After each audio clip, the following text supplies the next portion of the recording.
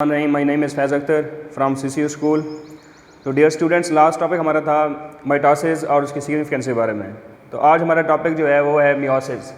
सबसे पहले मियोसिस जो है ना, इसकी डिस्कवरी किसने की, ये मियोसिस कब डिस्कवर हुई, और उसके बाद मियोसिस का जो वर्ड है ये किससे ड्राइव हुआ, और उसके बाद मियोसिस होता क्या है। सबसे पहले डिस्कवरी।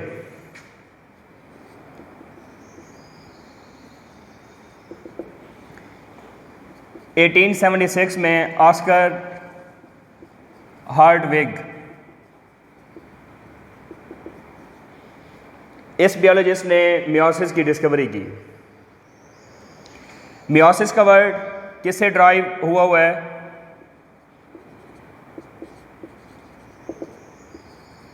ये वर्ड किससे ड्राइव हुआ, मियोन, मतलब शॉर्ट या फिर decrease.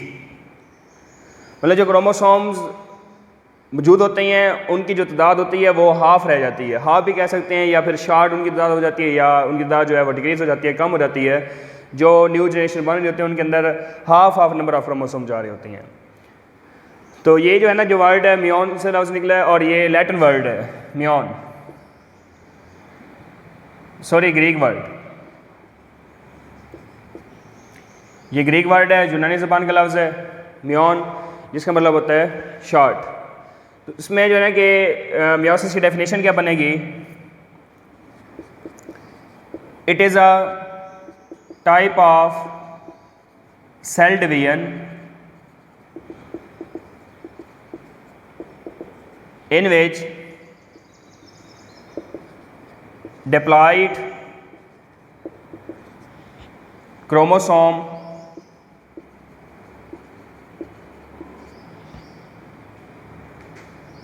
is divided into haploid chromosomes। मतलब जो डिप्लॉइड जो क्रोमोसोम होता है, पेरेंट सेल हम कह सकते हैं उसको। हमारे पास पेरेंट सेल, इसमें जो क्रोमोसोम है वो है डिप्लॉइड। अब जो पेरेंट सेल है उसमें मेल भी आता है और फीमेल भी। ये पेरेंट सेल जो आगे डॉटर सेल्स बनाती हैं, तो उसमें जो है ना कि half of number of chromosome जा रही होती हैं। और ये जो हाफ नंबर ऑफ क्रोमोसोम है, हाफ नंबर ऑफ क्रोमोसोम, इसको हम नाम देते हैं हैप्लॉइड। और इसमें क्रोमोसोम की तादाद होती है वो हाफ होती है, मतलब 23। फॉर एग्जांपल पेरेंट सेल, अगर ह्यूमन की हम बात करें, ह्यूमन सेल है, तो ह्यूमन सेल की जो नंबर ऑफ क्रोमोसोम है वो है 46 क्रोमोसोम्स। तो 46 क्रोमोसोम्स, उसके बाद इसकी जो न्यू सेल बन रहती है डॉटर सेल, इसमें हाफ नंबर ऑफ क्रोमोसोम जा रही होती हैं, मतलब 23। फिर उसके बाद जो है ना कि आगे जो है ना कि फ्यूजन वगैरह होती है, ज़ाइगोट वगैरह बनता है, तो ज़ाइगोट के अंदर जो क्रोमोसोम आएंगे वो आएंगे 46। मतलब अगर हम बात करें कि ये मेल है, फीमेल, इसके 46 क्रोमोसोम, इसके 46 क्रोमोसोम, ये अपने क्या बनाएंगे, गैमीट्स बनाएंगे 23। तो इनकी फ्यूजन होगी, उससे 46 ये ज़ाइगोट बन जाएगा। तो ये इसकी टर्म्स हैं, मियोसिस की टर्म्स जो हैं वो दो हैं, एक है डिप्लॉइड नंबर ऑफ क्रोमोसोम और उसके बाद हैप्लॉइड नंबर ऑफ क्रोमोसोम्स। ये उसकी टर्म, उसके से पहले हमने बात की कि ये वर्ड किससे ड्राइव हुआ है, इसकी डिस्कवरी किया है, और उसके बाद इसकी डेफिनेशन किया है। उसके बाद मियोसिस के 2 किस्म के फेजेस होती हैं। फेजेस, एक को हम नाम देते हैं कैरियोकिनेसिस, और सेकेंड है हमारे पास साइटोकिनेसिस। कैरियोकिनेसिस और साइटोकिनेसिस। कैरियोकिनेसिस हम कहते हैं डिवीजन ऑफ न्यूक्लियस को, डिवीजन ऑफ न्यूक्लियस, और उसके बाद साइटोकिनेसिस हम कहते हैं डिवीजन ऑफ साइटोप्लाज्म।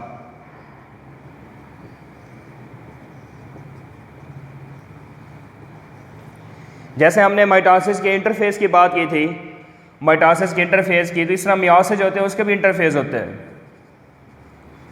मियोसिस का भी इंटरफेज़ होगा। जैसे उसके 3 किस्म के फेजेस की बात की थी, G1, S फेज़ और G2 फेज़। जो मियोसिस होती है उसका भी इंटरफेज़ के 3 फेज़ होती हैं, G1 फेज़, S फेज़ और G2 फेज़। G1 और G2 का तो हमें पता है कि ये वो फेज़ होते हैं जिसमें स्पेशल किस्म की प्रोटीन्स बन रही होती हैं जो डिफरेंट किस्म का फंक्शन परफॉर्म करती हैं। और S फेज़ में क्या होता है, डुप्लीकेशन ऑफ क्रोमोसोम्स हो रही होती है, duplication of chromosome, duplication of chromosome. तो सबसे पहले हम कैरियोकिनेसिस को डिस्कस करेंगे, उसके बाद हम डिस्कस करेंगे साइटोकिनेसिस को। कैरियोकिनेसिस इसका फर्स्ट फेज़ है। फर्स्ट फेज़ जो है वो कैरियोकिनेसिस, जिसको हम नाम देते हैं डिवीजन ऑफ न्यूक्लियस को, जिसमें न्यूक्लियस की डिवीजन होती है। और न्यूक्लियस की डिवीजन कंप्लीट करने के लिए ये एक सेल जो है 4 डिफरेंट फेजेस से गुजरा होता है, जिसको हम नाम देते हैं प्रोफेज़, मेटाफेज़, एनाफेज़ और टीलोफेज़। तो जो मियोसिस है इसके जो है ना कि फिर आगे मज़ीद जो है ना कि फेजेस हैं, जिसको हम नाम देते हैं मियोसिस फर्स्ट और मियोसिस सेकेंड। मियोसिस फर्स्ट और मियोसिस सेकेंड। तो सबसे पहले हम डिस्कस करेंगे मियोसिस फर्स्ट को। ये हमारे पास है मियोसिस फर्स्ट। मियोसिस फर्स्ट जो है उसका ये कैरियोकिनेसिस, जिसमें न्यूक्लियस की हमने क्या करनी है, डिवीजन करनी है। फिर उसके बाद आगे इसके डिफरेंट किस्म के फेजेस हैं। मियोसिस फर्स्ट के फेजेस कौन सी हैं? Phases prophase. जब ये मियोसिस फर्स्ट के फेजेस हैं तो prophase first, metaphase first, anaphase first और उसके बाद टीलोफेज फर्स्ट। इसके बाद हम एक्सप्लेन करेंगे प्रोफेज फर्स्ट को। प्रोफेज फर्स्ट, प्रोफेज फर्स्ट के बारे में हम पढ़ेंगे। प्रोफेज जो फर्स्ट है ये डिफरेंट किस्म के स्टेजेस पे मुश्तमिल होता है या फेज पे मुश्तमिल होगा। वो कितने किस्म के होती हैं? वो होती हैं 5 किस्म के। हमारे पास है इसके जो 5 जो स्टेजेस हैं, 5 स्टेजेस में जाके प्रोफेज फर्स्ट जो है ये कंप्लीट हो जाता है। इसमें जो फर्स्ट स्टेज है उसको हम नाम देते हैं लिप्टोटीन। उसके बाद जो सेकेंड है इसको हम कहते हैं ज़ाइगोटीन। और थर्ड हमारे पास है पैगेटीन। फोर्थ इसको हम नाम देते हैं डिप्लोटीन। फिफ्थ डायग्नेसिस। ये प्रोफेज फर्स्ट जो है ये 5 किस्म के स्टेजेस के ऊपर मुश्तमिल होगा। ये एक सेल 5 किस्म स्टेजेस से गुजरता है तो फिर जाके प्रोफेज फर्स्ट जो है कंप्लीट होती है। तो सबसे पहले हम लिप्टोटीन के बारे में पढ़ेंगे कि व्हाट इज़ लिप्टोटीन।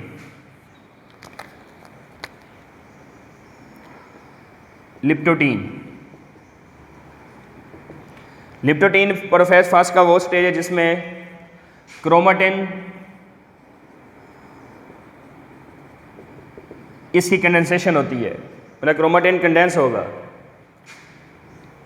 कंडेंस, और ये कन्वर्ट हो जाता है क्रोमोसोम्स में। क्रोमोसोम्स में ये कन्वर्ट हो जाएगा। इसको हम नाम देते हैं लिप्टोटीन। जैसे अगर हम एक सेल की बात करें, ये एक सेल है और उसके बाद ये इसका न्यूक्लियस है।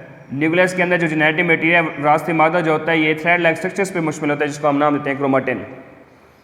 फिर ये क्रोमेटिन क्या आगे कंडेंस होगा। इस क्रोमेटिन कंडेंसेशन से क्या बन जाएंगे? क्रोमोसोम्स। तो ये क्रोमेटिन है। लिप्टोटीन के बाद दूसरा जो स्टेज है उसको हम नाम देते हैं ज़ाइगोटीन। इसमें 2 किस्म के जो है ना पॉइंट्स जो कि इम्पोर्टेंट हैं। एक हमारे पास होता है सिनेप्सिस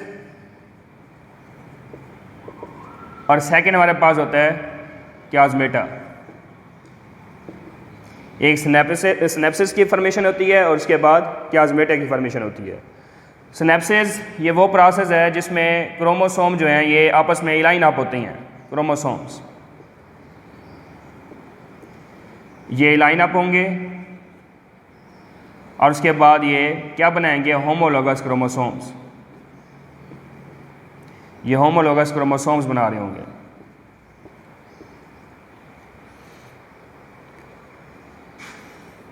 ये इस तरह हम डिस्कस कर लेते हैं इसको।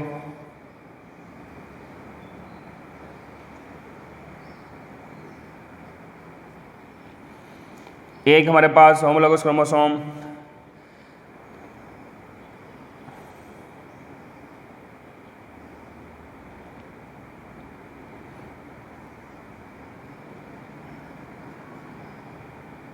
ये हमारे पास एक क्रोमोसोम ये है और एक हमारे पास क्रोमोसोम ये है। तो इन दोनों को मिला के हम नाम देते हैं होमोलोगस क्रोमोसोम्स। होमोलोगस क्रोमोसोम्स वो क्रोमोसोम्स होते हैं जिसमें क्रोमोसोम्स पेयर की फॉर्म में होते हैं, पेयर्स ऑफ क्रोमोसोम्स, जिसमें क्रोमोसोम्स पेयर बनाते हैं, पेयर। ये क्रोमोसोम पेयर बनाएंगे तो इस तरह जो है कि एक क्रोमोसोम है अगर हमारे पास, जैसे ये सिंपली हम लिखते हैं ये एक क्रोमोसोम है, तो इससे जो है ना कि क्रोमोसोम आपस में लाइन अप होते हैं, जिस तरह ये जोड़े बना देती हैं। तो इस तरह जो है ना ये क्रोमोसोम का जोड़ा बन गया। ये जो पेयर ऑफ क्रोमोसोम है इसको हम नाम देते हैं सिनेप्सिस। अब उसके बाद जो है ना कि ये जो एक क्रोमोसोम है इसमें 2 सिस्टर क्रोमेटिड्स हैं, 2 सिस्टर क्रोमेटिड्स, इसमें 2 सिस्टर क्रोमेटिड्स हैं इस तरह सिंपली। फिर उसके बाद ये जो क्रोमोसोम है इसमें भी 2 सिस्टर क्रोमेटिड्स हैं इस तरह सिंपली। तो ये हमारे पास टोटल कितने सिस्टर क्रोमेटिड्स बन जाएंगे? वो बन जाएंगे 4 सिस्टर क्रोमेटिड्स हैं। इसको हम होमोलोगस क्रोमोसोम को बाईवेलेंट का नाम भी देते हैं, बाईवेलेंट भी कह सकते हैं या फिर इसको हम टेट्रेट भी कहते हैं। मतलब टेट्रा से लफ्ज़ निकला है, ये ड्राइव किया गया है, जिसको हम नाम देते हैं 4। तो ये टेट्रेट क्योंकि इसमें जो होमोलोगस क्रोमोसोम है, होमोलोगस क्रोमोसोम के अंदर 4 किस्म के सिस्टर क्रोमेटिड्स मुश्मिल होती हैं। इस तरह जो क्रोमोसोम्स होती हैं ये जोड़े बनाती हैं, पेयर बनाती हैं। होमोलोगस क्रोमोसोम हमारे पास जो होती हैं इस तरह जो है कि होमोलोगस क्रोमोसोम आपस में लाइन अप होंगे। फिर उसके बाद जो है कि किसकी फॉर्मेशन हो रही होगी? सिनेप्सिस की। सेकंड पॉइंट है हमारे पास क्याज़मेटा।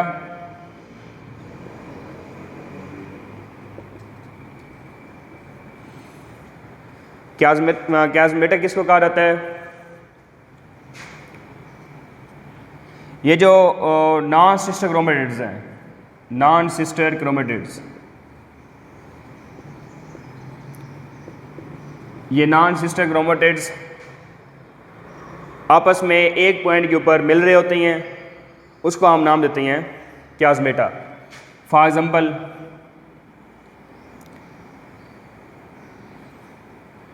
ये एक क्रोमोसोम का एक सिस्टर क्रोमेटिड और ये दूसरे क्रोमोसोम का दूसरा सिस्टर क्रोमेटिड। तो इसका जो एक और जो सिस्टर क्रोमेटिड होगा वो इसके साथ अटैच हो जाएगा पहले क्रोमोसोम के साथ, और उसके बाद ये जो पहले वाला है ये जुड़ जाएगा सिस्टर क्रोमेटिड दूसरे के साथ। मतलब है कि ये अगर हम कह लें कि ये हमारे पास ए है और ये हमारे पास बी है। तो ये जो नॉन सिस्टर क्रोमेटिड्स होती हैं, नॉन सिस्टर क्रोमेटिड्स आपस में एक पॉइंट के ऊपर आके अटैच हो जाती हैं, एक पॉइंट के ऊपर आगे जुड़ जाती हैं, उसको हम नाम देते हैं क्याज़मेटा। उसको हम क्याज़मेटा का नाम देते हैं। फिर उसके बाद जो हमारा तीसरा किस्म का स्टेज है प्रोफेज फर्स्ट के अंदर, उसको हम नाम देते हैं पैकेटिंग। इसमें क्या होगा? इसमें क्रॉसिंग ओवर होती है, क्रॉसिंग ओवर, ये पॉइंट क्रॉसिंग ओवर, इसमें क्रॉसिंग ओवर हो रही होती है। और क्रॉसिंग ओवर कैसे होती है कि ये जो क्रोमेटिड्स हैं जो कि आपस में जो है ना कि एक पॉइंट के ऊपर जोड़े होते हैं, जिसको हमने क्याज़मेटा का नाम दिया। तो इस तरह जो है कि ये अपने सेगमेंट का एक्सचेंज करती हैं, exchange of segments, exchange of segments. ये सेगमेंट्स का एक्सचेंज कर रहे होते हैं, सेगमेंट्स का तबादला कराती हैं। कैसे ये तबादला कराती हैं?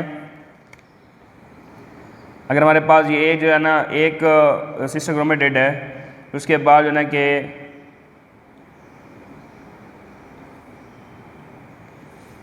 ये जो दूसरे वाला जो क्रोमेटिड और इसका जो है ना कि एक हाफ हिस्सा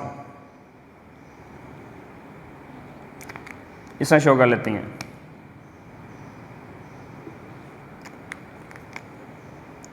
ये आपस में इस तरह जुड़ते हैं कि ये सेगमेंट्स का एक्सचेंज करती हैं। मतलब कि अगर ये ए क्रोमोसोम है और ये बी है, तो ए वाला जो कुछ पार्ट होगा बी के पास चला जाएगा, बी वाला जो कुछ सेगमेंट या पार्ट होगा वो आ जाएगा ए के पास।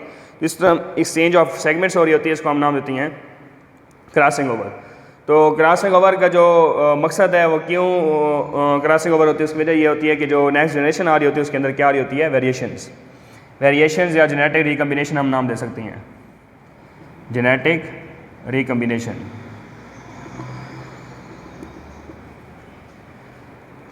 फोर्थ हमारे पास जो स्टेज है उसको हम नाम देते हैं डिप्लोटीन।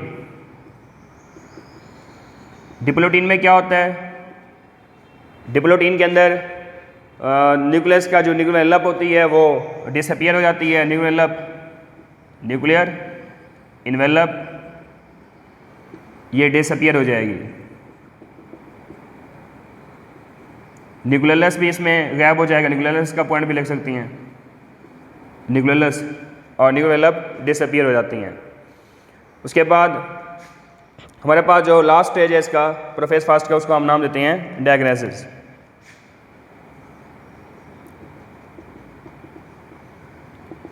इसको डायग्नेसिस का नाम देती हैं। इसमें क्या होती है, इसमें सेंट्रियोल्स की फॉर्मेशन होती है, सेंट्रियोल्स। इसमें सेंट्रियोल्स की फॉर्मेशन हो रही होती है, मतलब कि जो हमारे पास सेल है, जिसमें हम इसको डायग्राम में शो कर लेते हैं कि ये हमारे पास ये सेल है, और उसके बाद जो है ना कि ये सेंट्रियोल की फॉर्मेशन होती है, और सेंट्रियोल के बाद जो है ना कि इनसे क्या निकल रही होती है, स्पिंडल फाइबर्स, जहाँ पर क्रोमोसोम आके अटैच हो जाती हैं, जिसको हम कैनेटिक फाइबर्स का नाम दे सकते हैं, और उसके बाद नॉन कैनेटिक फाइबर्स का नाम दे सकती हैं।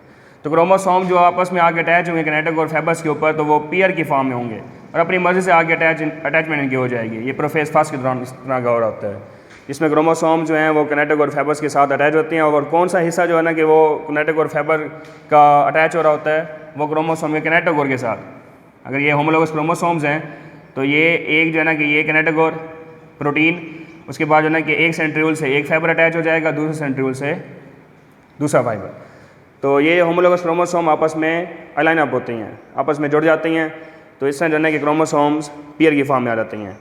और ये जो है ना कि हमारे पास जो प्रोफेज फर्स्ट है, इसमें 5 स्टेजेस होती हैं, लिप्टोटीन, ज़ैगोटीन, पैगेटीन, डिप्लोटीन और डायग्नेसिस। इस तरह हमारे पास जो है प्रोफेज फर्स्ट जो है ये कंप्लीट हो गया। हमारे पास जो सेकेंड है उसको हम नाम देते हैं मेटाफेज फर्स्ट। मेटाफेज फर्स्ट, उसके बाद जो है ना एनाफेज फर्स्ट, और उसके बाद टीलोफेज फर्स्ट। हमारे पास जो सेकेंड है उसको हम नाम देते हैं मेटाफेज फर्स्ट। मेटाफेज फर्स्ट में क्या होगा, मेटाफेज फर्स्ट में अगर हम ये सेल बना लें, ये सेल है और ये सेंट्रियोल, स्पिंडल फाइबर्स, जिसमें हमारे पास कैनेटिक फाइबर्स और non kinetic fibres. Kinetic fibres वो फाइबर्स होते हैं जहाँ पर क्रोमोसोम्स आके जुड़ जाते हैं, और ये जो क्रोमोसोम्स होंगे ये किस फॉर्म के अंदर आ रही हैं, पेयर की फॉर्म में, ये जोड़े की शक्ल में आ रही हैं। ये बिल्कुल सेल के सेंटर में आना शुरू हो जाएंगे, और इस तरह एक प्लेट बन जाएगी जिसको हम नाम देंगे इक्वेटोरियल प्लेट और मेटाफेज प्लेट। इसको मेटाफेज प्लेट का नाम भी दे सकती हैं, और उसके बाद इक्वेटोरियल प्लेट का भी नाम दे सकती हैं, इक्वेटोरियल प्लेट या मेटाफेज प्लेट। तो ये हमारे पास था मेटाफेज फर्स्ट। थर्ड हमारे पास है एनाफेज फर्स्ट। एनाफेज फर्स्ट में क्या होती है, सेंट्रियोल जो हैं ये स्पिंडल फाइबर्स को अपनी तरफ खींचती हैं, पुल करती हैं, इसमें पुलिंग फोर्स पैदा होगी, पुलिंग फोर्स। इसमें पुलिंग फोर्स पैदा हो रही होती है, और ये फोर्स किसकी तरफ से पैदा होती है, सेंट्रियोल की तरफ से। जब ये सेंट्रियोल स्पिंडल फाइबर्स को पुल करेंगे तो हमारे पास कुछ इस तरह की कंडीशन बन जाएंगी, इसमें कैनेटिक फाइबर्स और non kinetic fibres, kinetic fibres, non kinetic fibres, kinetic और नॉन कैनेटिक फाइबर्स और नॉन कैनेटिक फाइबर्स। और इसमें जो एनाफेज जो फर्स्ट है, इसमें होता क्या है, इसमें क्रोमोसोम आपस में सेपरेट हो जाएंगे, मतलब जो होमोलोगस क्रोमोसोम है ये आपस में एक पॉइंट पे जुड़े होती हैं, फिर उसके बाद जो पॉइंट है वो टूट जाएगा, जिसको हम नाम देते हैं मतलब कि सेंट्रोमियर वगैरह। तो ये जो है ना कि टूटेंगे तो क्रोमोसोम जो है ये सेपरेट हो जाएंगे, ये फॉर्म बन जाएगी। आप लोगों को याद होगा कि जो हमने माइटोसिस में डिस्कस किया था कि एक क्रोमोसोम आ रहा था सेल के सेंटर में, एक ही क्रोमोसोम, लेकिन यहाँ पर पेयर की फॉर्म में है, इसमें एक ही क्रोमोसोम आ रहा है, उसमें एक क्रोमोसोम आ रहा था, इसमें डबल क्रोमोसोम आ रही हैं या पेयर की फॉर्म में आ रही हैं। उसमें जो एक क्रोमोसोम था तो जो सेंट्रियोल स्पिंडल फाइबर्स को खींच रहे थे तो उसमें सेंट्रोमियर क्रोमोसोम का टूटा था तो 2 सिस्टर क्रोमेटिड्स बन गए थे, लेकिन इसमें क्रोमोसोम पेयर की फॉर्म में इसमें एक पूरा क्रोमोसोम जो है वो अलग अलग पोल की तरफ पहुँच जाएगा। तो ये जो है ना कि क्रोमोसोम के जो है ना कि सेट बन गया है, जिसमें क्रोमोसोम पेयर की फॉर्म में जो थे वो टूटे हैं तो इसमें अलग अलग क्रोमोसोम बन गए हैं। तो ये हमारे पास है एनाफेज फर्स्ट, हमारे पास लास्ट है टीलोफेज फर्स्ट। टीलोफेज फर्स्ट में क्या होगा, ये बिल्कुल प्रोफेज फर्स्ट का रिवर्स होगा, उसमें न्यूक्लियर एनवेलप और न्यूक्लियस वगैरह डिसअपीयर हो रहे होंगे, लेकिन इसमें क्या होगा, इसमें जो है ना कि जो न्यूक्लियर एनवेलप है वो दोबारा बन जाती है। अगर हम ये एक सेल बना के शो कर लें,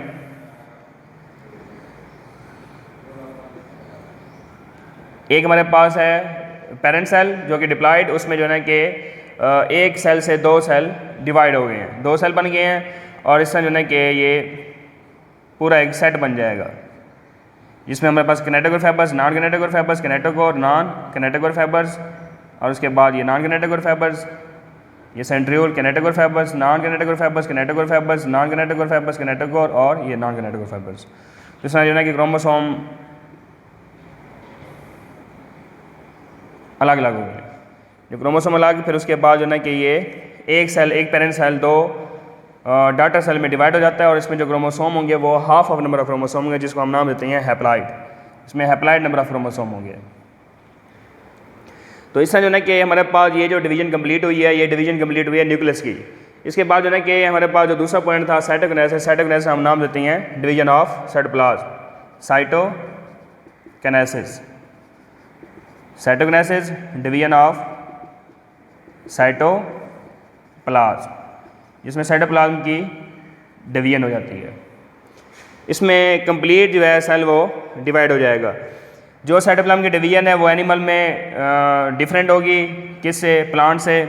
अगर हम एनिमल की बात करें, एनिमल की, तो एनिमल जो है इसकी जो सेल मेम्ब्रेन होगी, सेल मेम्ब्रेन ये अंदर की तरफ इन्वेजिनेट कर जाती है, अंदर की तरफ ये धंस जाएगी कुछ इस तरह। फिर उस तरह जो है कि ये बढ़ती जाएगी, बढ़ते बढ़ते बढ़ते ये जो है ना दरमियान में एक ट्यूब लाइक स्ट्रक्चर बन जाएगा, जिसको हम नाम देंगे फरो, जिसको हम फरो का नाम देंगे। तो इस फरो की बेस पे एक सेल डिवाइड हो जाता है 2 डॉटर सेल के अंदर। जो 2 डॉटर सेल बनेंगे उसमें हैप्लॉइड नंबर ऑफ क्रोमोसोम होंगे और ये एनिमल सेल के अंदर जो है ना किस बेस पे डिवीजन होती है, वो होती है क्लीवेज फरो, क्लीवेज फरो, जिसमें सेल मेम्ब्रेन अंदर की तरफ इन्वेजिनेट कर जाती है और एक सेल 2 हिस्सों में डिवाइड हो जाता है। अगर हम प्लांट की बात करें तो प्लांट में भी डिवीजन सेल की, उससे भी एक सेल से 2 सेल बन जाते हैं या 2 डॉटर सेल्स बन जाएंगे और जो 2 डॉटर सेल्स बनेंगे उसमें हैप्लॉइड नंबर ऑफ क्रोमोसोम्स होंगे और जिसमें हर सेल के पास अपनी सेल मेम्ब्रेन होगी और उसके बाद अपनी सेल वॉल होगी।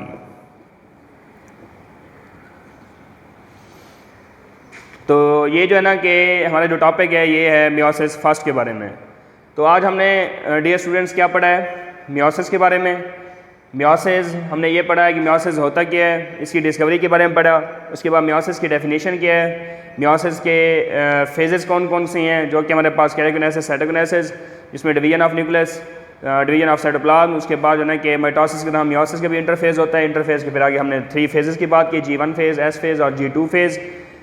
G1 फेज़ और G2 फेज़ में स्पेशल किस्म की प्रोटीन्स होती हैं जो अपना स्पेशल फंक्शन आगे परफॉर्म कर रही होती हैं और S फेज़ में डुप्लीकेशन ऑफ क्रोमोसोम होती है। उसके बाद जो है ना कि हमारे पास जो है कि मियोसिस जो है उसकी 2 टाइप्स, एक को हमने नाम दिया मियोसिस फर्स्ट और एक को हमने नाम दिया मियोसिस सेकेंड।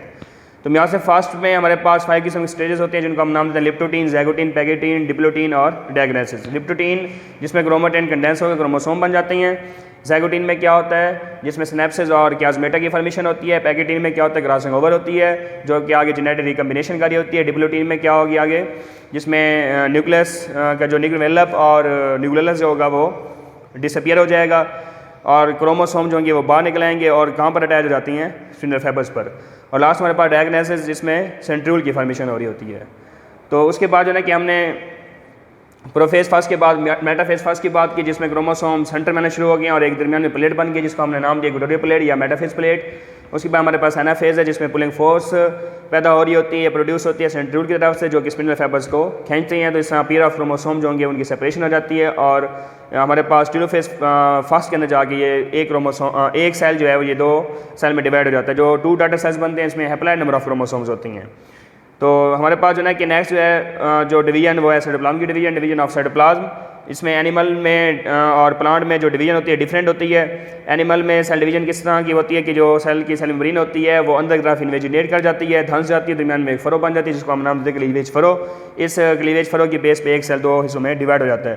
प्लांट में भी इस तरह डिवीजन होती है और हर सेल के पास अपनी सेल मेम्ब्रेन होती है और अपनी सेल वॉल होती है। Okay, thank you.